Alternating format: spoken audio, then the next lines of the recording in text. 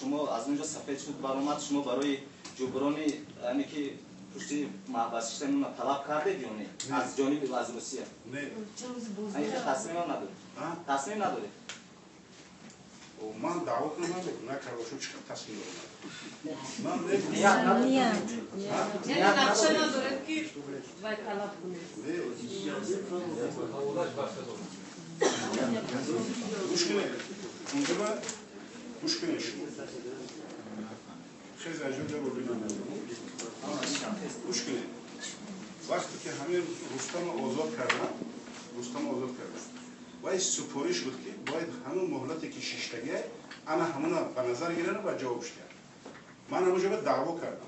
وقتی که دعوا کردم گفتن که ما همین آزاد میکنیم، سفید میکنیم، میبریم تو دیگر دعوا نمیکنی. نوشان این مهلت چه حساب میکنی؟ تو بهش جای من با چیکار میکردی؟ من با ایهان و با فرزندم عزیز بود که جواب شد. دیگر کار نکنم. اگر شما باید با دیگر بگوین که توجدی خیلی عجب همین دل اوگلون دل همین رستم دستی من باید بود. دستی من باید همش. من میتونم شما خانه چاپ کنین که جایی باید. خوب بینین در همون مهلت در همون وای ایستادگیش یگان جو به یگان ابیسین داره یگان کسی یگان وای روسیه من اونجا به یگان دخالت کردن نمیتونم. فهمیدید؟ این یک خیلی گپی هست که باید من نمونم. وای بیشتر وای سیاسی داشت.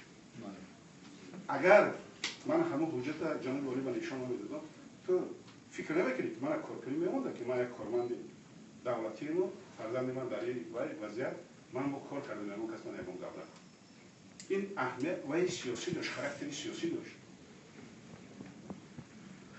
گوش کنید شما من هنوز تمرکز با چیکار دارم شما من نمیدونید که من مسلمان نباشم اگر الحمدلله مسلمان من هنوز تمرکزم بخبرم همون لیا چیکشم نمیدونم یا که من او معاون سربازی روسیه آمد و حقیقتی در استرخان مکنه مبادر آمد راگوزین یک ژورنالیست همون شد که تو نپراولی ترانسپورت را چکار داری دیدن یک برآمد شد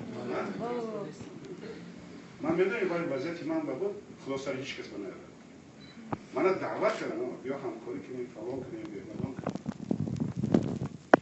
من امروز دستگیری به واسطه جناب والی که تا این منصب رسیده من دستگیری کرده یاردان کرده کار کرده من نخوام اقتدار خودآگاه باشم که حکومت خودم بابا شده در تاریخ دولتداری از وطن ما از مردم ما یک تپریزی شد من بی‌سواد نیستم تاریخ نو میدونم از اسلام هم با خبر پیدا باش شد هیچ وقت من این دولت ملی اگر پست‌ترین همین گرانجانی جمهوری تاجیکستان باشه برای من خیلی ندارم این دولت یا خیلی آدم امروز کار میکنه اگر میره ناشکری میکنه و دشمنی میکنه من ایو کاتگوری آدم نیستم من پدرم 114 برفته یگان جو تعریف شده میکنم شما ما یگان با تلویزیون رو میبینید کی را به فرقی خودنمایی کنه یک چه نشان یک کار بود یگان بر من تلویزیون رو میبینید یگان برآمد من یگان ژورنالیست دعوت میکنه که من با یک آدم که چی نشم یگان مشینه چیزی که اسم میکنه حضرت ابطال میگه خودنمایی پیشه شیطان بود هر کی خود را کم زنه مردم بود